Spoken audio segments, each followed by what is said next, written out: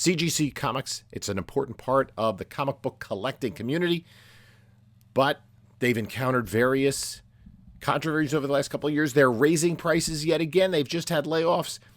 The turnaround times are high. What's going to happen to them going forward?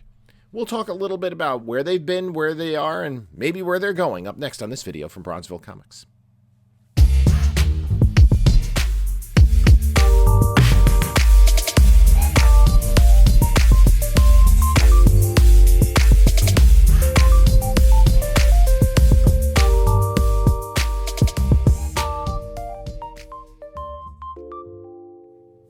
Hello, panelologists. This is Jim from Bronzeville Comics coming to you with another video. And before we get started, please like, comment, and subscribe. Check out the description of this video for links to my whatnot, Instagram, eBay store, and email. And let's jump into it. We're going to talk about CGC. And I know there are folks of you out there who are like never slabbers, right? You shouldn't slab the book. I understand.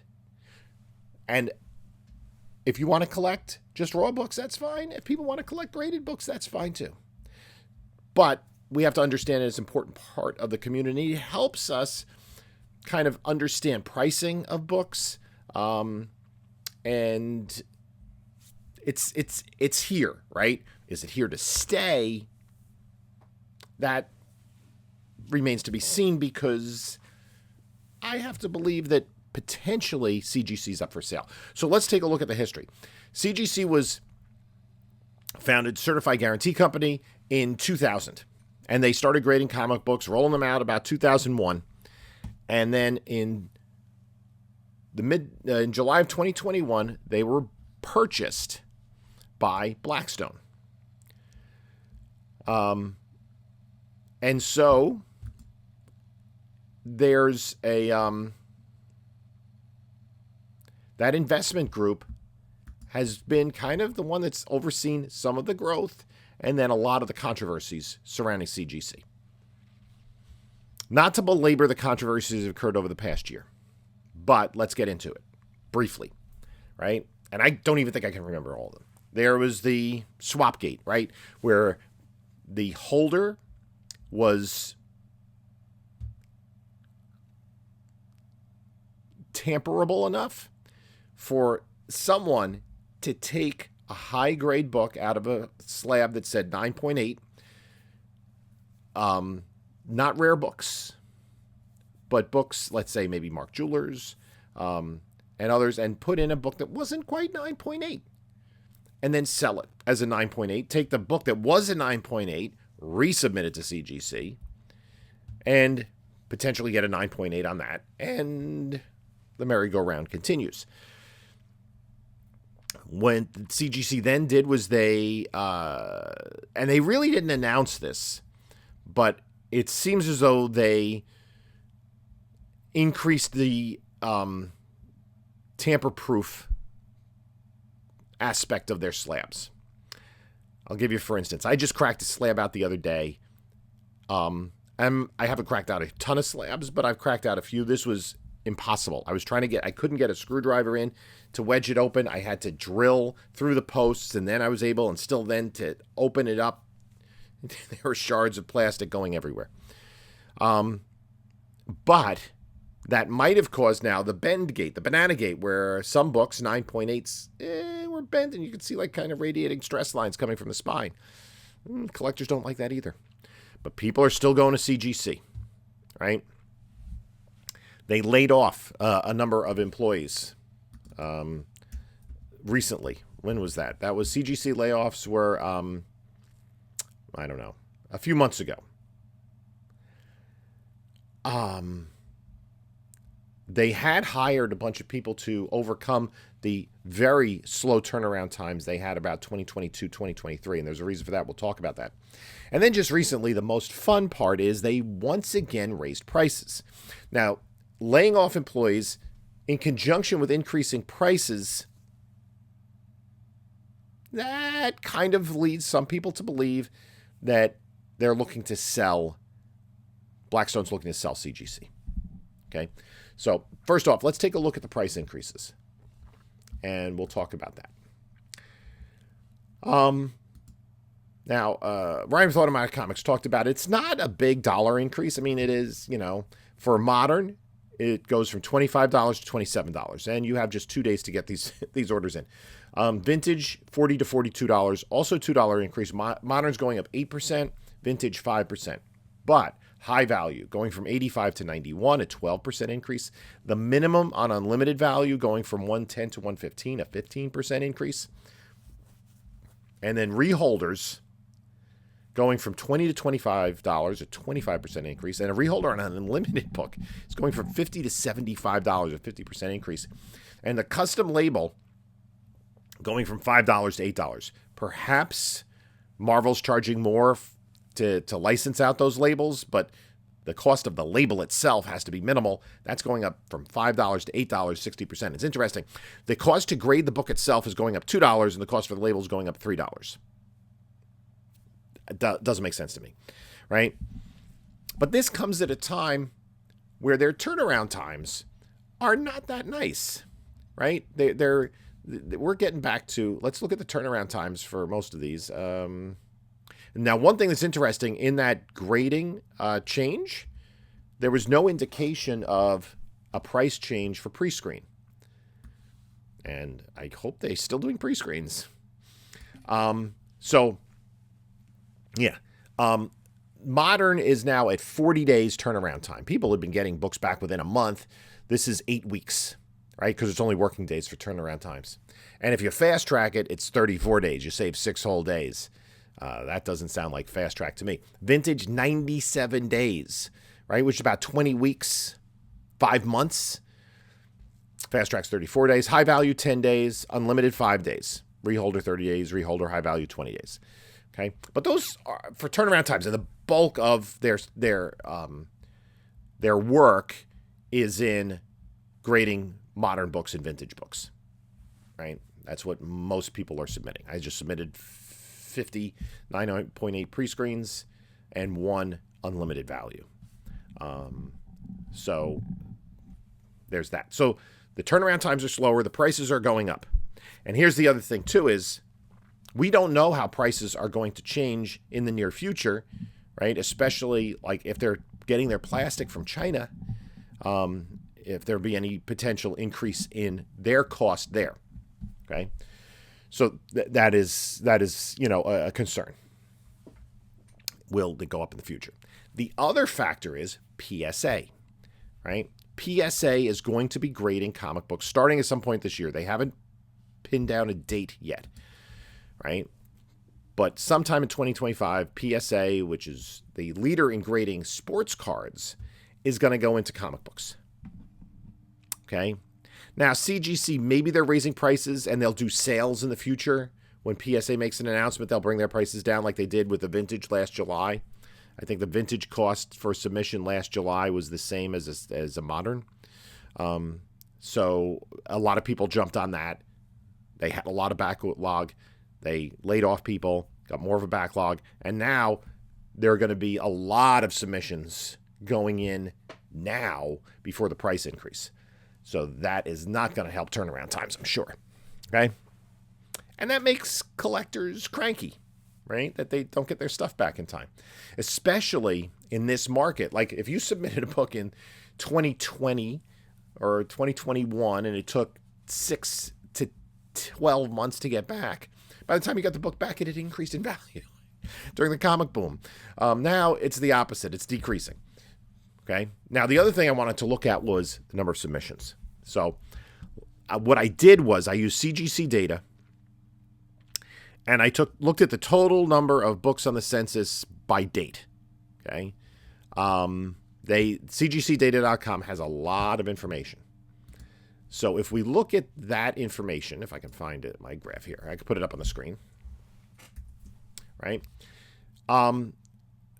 Starting in 2001, when they graded about 122,000 books, they were hovering around 150,000 for the first 10 or so years of their existence.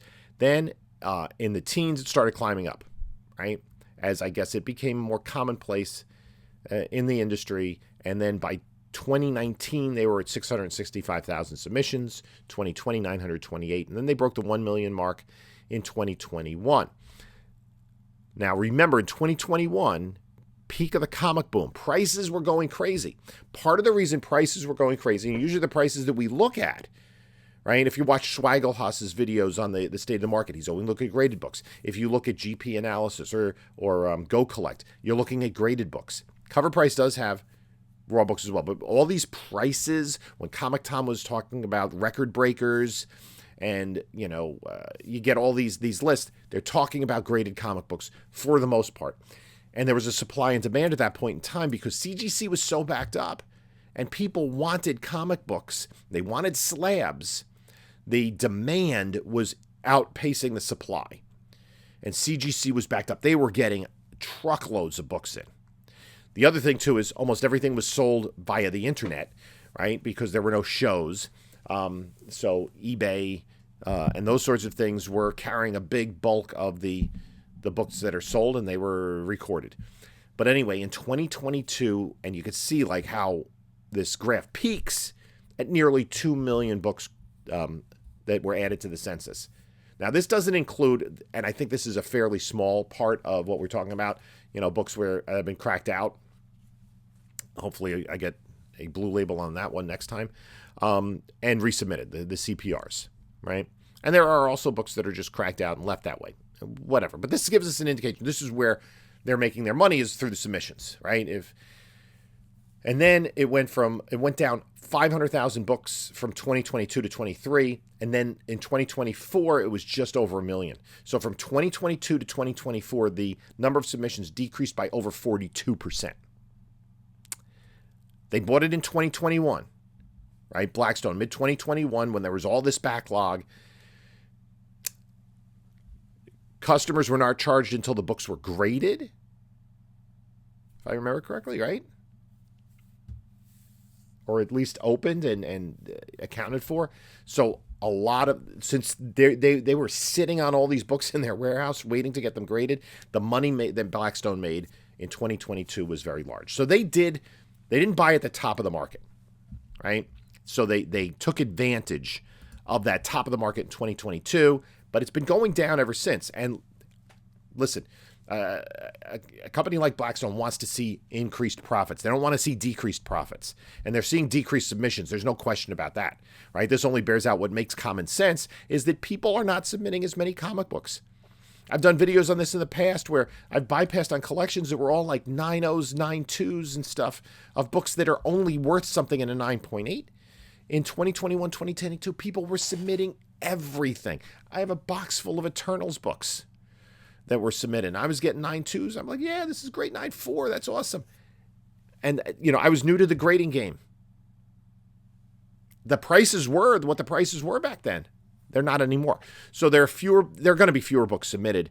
There's also what percentage of books are out there unsubmitted. There are plenty of unslabbed books, right? I talked about at the beginning of the video, the Never Slabbers, like that Christine Farrell Complete DC collection. Most of that was unslabbed, right?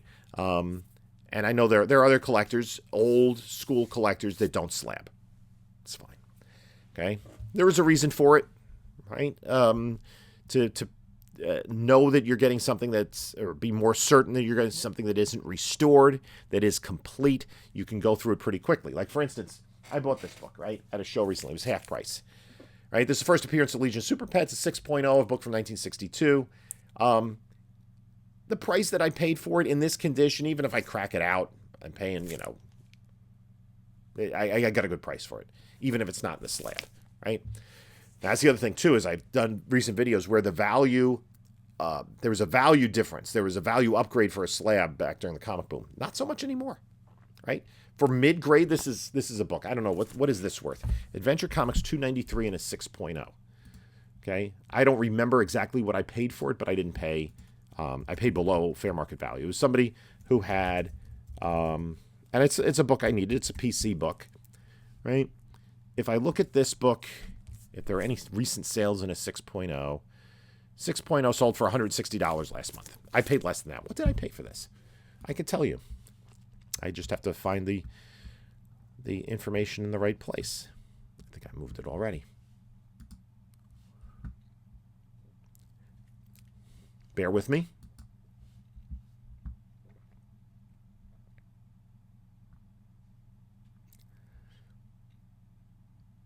Adventure Comics 293. Is it in this database? 293, 6.0. I paid $80 for it. Okay, so perfect. I paid, I got it for a good price.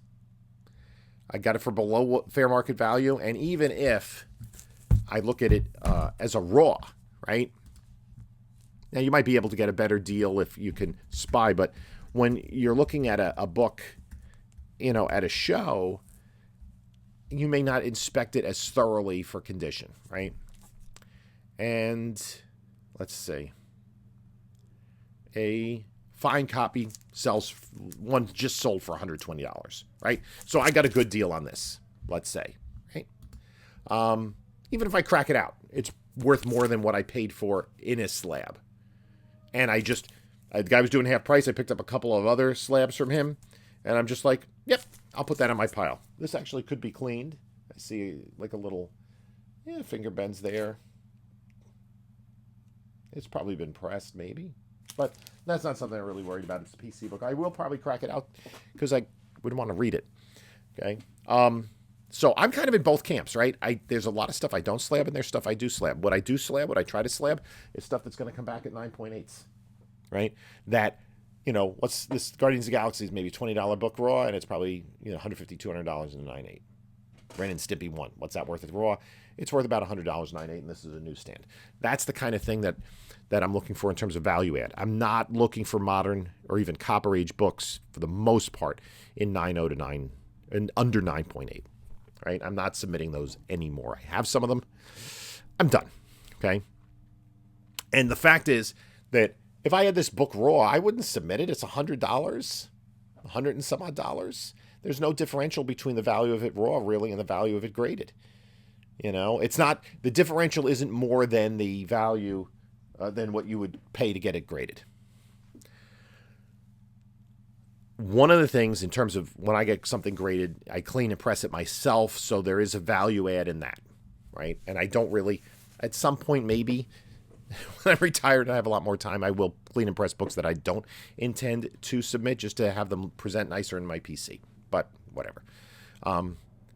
So there is an advantage to get something graded. Not as much as there was in terms of the marketability, the saleability of the stuff in a few years ago. Okay. Where does all this lead? Where does all this leave us in terms of CGC, right? 10 years from now, will people be buying slabs like they do today? Okay. We don't know what the comic book market's going to hold. We don't know what the value is going to be. Comic books are different than other collectibles. Other collectibles that are graded, right? Sports cards, coins, stamps. You get them graded, you have the exact same experience with them as you do ungraded. There's only a front and a back. That's all there is, right? I collected baseball cards and other sports cards as a kid. I have plenty of those in my dad's house. There's a front and a back, and that's it, right? As a kid, you look at the picture on the front. That's cool. You lay them all out, by team or whatever. And then on the back was plenty of information, about you could look at all their stats over the years and all that sort of stuff. Those were amazing, right? And you fully enjoyed it. A comic book, this book, right? I don't think I have this raw. Do I? I don't think so. Do I have it? I do not. I'd like to read this story. May I crack this out at some point in time? Certainly. I might. I don't know.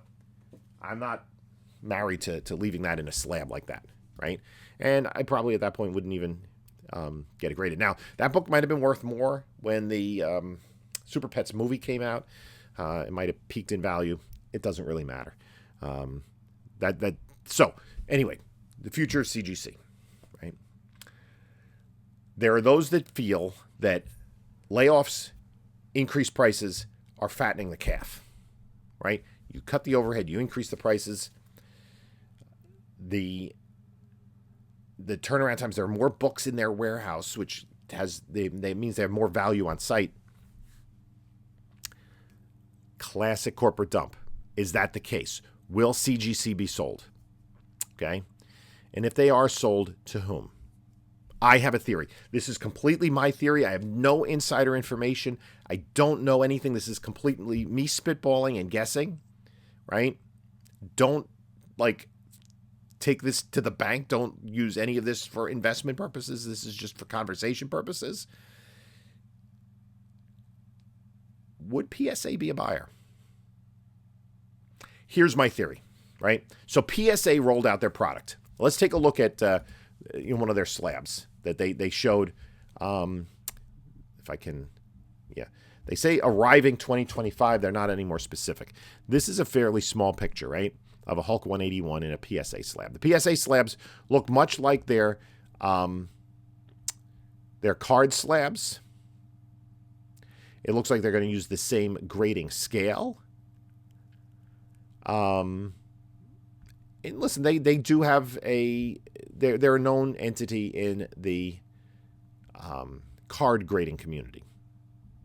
And I don't know enough about that to know if they've had any of the problems that CGC has recently. But when they rolled out the slabs, I forget when it was, but they previewed the slabs. There were two issues. Number one, the slabs are wider than the CGC slabs, which means they don't fit in the boxes that CGC slabs do, which is a problem, right? That's a huge problem for dealers, because how are you going to carry them to shows? It's also for a collector, right? If you have a couple of boxes, let's say you have 3-4 boxes of CGC slabs, and you just have them all kind of lined up, where do you put them all? If you can't put them in the boxes, you have the CGC stuff in. The other thing is the label. The label looks much like their card labels. Here's the problem. Comic book collectors are anal, right? They like their stuff the way it is.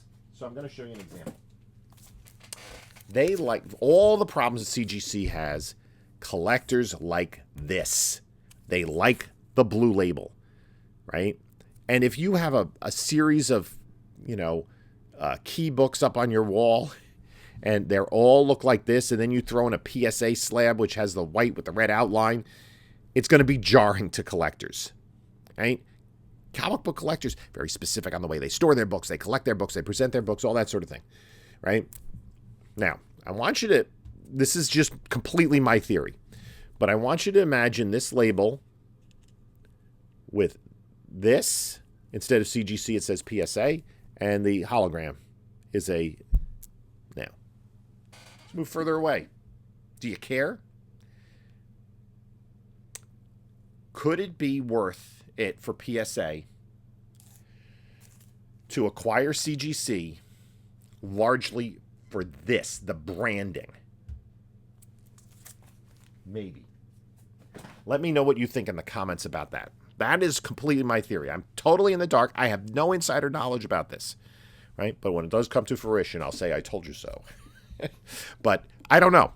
That's just a theory. They would be a potential buyer, because the other thing is, this is a company that is showing decreased submissions. I don't know what their revenue looks like year to year or quarter to quarter, but I do know that the number of books submitted to CGC is decreasing. And I know with the issues that they had last year primarily, there are collectors that are stepping back, right? Big time dealers are still doing it, right? People are still buying 9.8s. People are still buying graded books of Golden Age keys, and that sort of thing, right? But if you have a mid-grade Silver Age key that's worth $400, it's probably worth almost $400 raw. Probably, usually, like, the difference is pretty close to the difference of what it will cost to get it graded. So, and you're also, when you buy raw, you're taking a little bit of a gamble. But I think, especially as, after COVID, as in-person shows have come back, this is a rare example of me buying a graded book. I only bought the graded book because I want the book. It was an edition I liked, and the price was right. The price was below what a fair market value for a 6.0 would be, right? I'm happy with that book.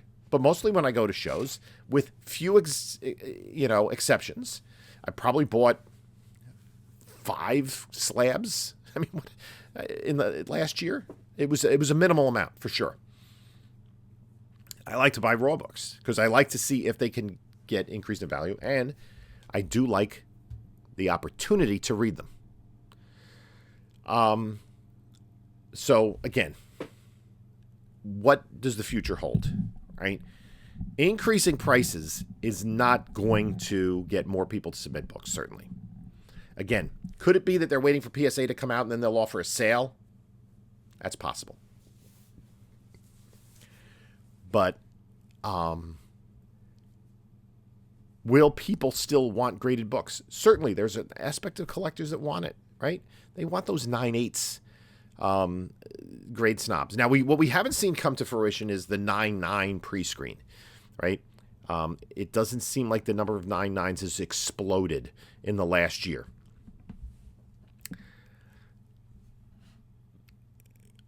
Could it be that that's something that's coming? Because CGC will realize, well, man, if collectors think they're going to get 9.9s on these books that were 9.8s, maybe they'll submit more. I don't know. Okay. There are people that took the risks and it didn't pay off. There are people that did and it did. I think ultra-modern books, the ones that have just come out, have better chance of 9.9s than books from the 80s, or Giant Size X-Men 1. One got a 9.9. Whatever happened, happened. Right? We all know that anyone who submitted has submitted a book that looks better than that Giant Size X-Men 1 that got 9.8 or maybe even 9.6.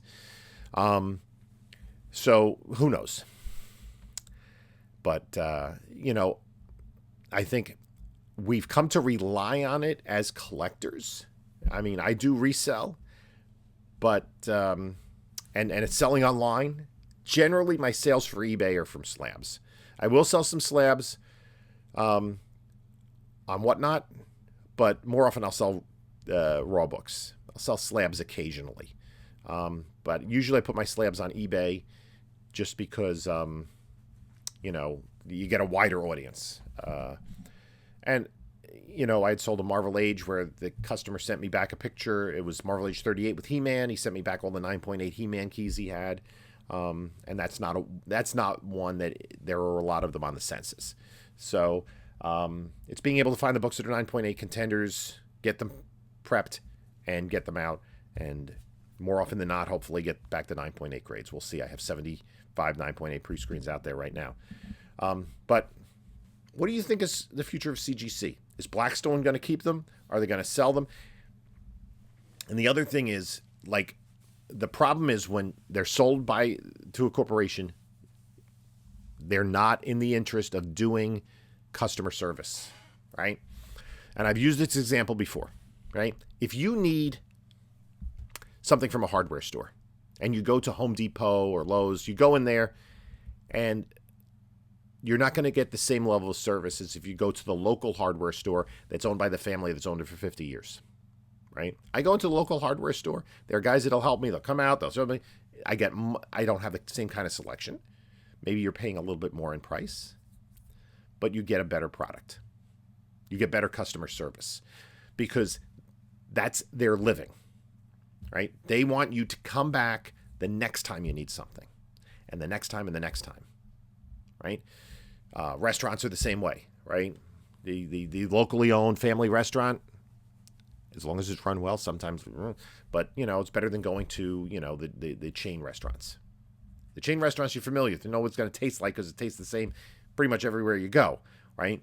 But if you have a relationship with a local eatery, that's family owned and they cater to serving their customers. And I think that's something that got lost. You had people that were interested in comic books that wanted to grade them. We're providing this service. We're making money for doing so, right? If you're a single owner, you don't need necessarily to increase your profits by a certain percent each quarter, right? You want it to keep up with cost of living and so on. But the thing is, CGC got so big at the time, and the people were paying more and more for collectibles, especially comic books, during COVID. They bought it. They took advantage early on, and now they're not getting the same advantage. They're not getting the same rate of return as they did in 2022. Maybe it's time for them to move on. Who's going to buy them? It's not going to be me. I'll tell you that much. Anyway, I'd like to thank you all for stopping by and taking a look at my video, sharing this time with me. In the meantime, you can take a look at a couple other videos here. And this is Jim saying until next time, enjoy your comics.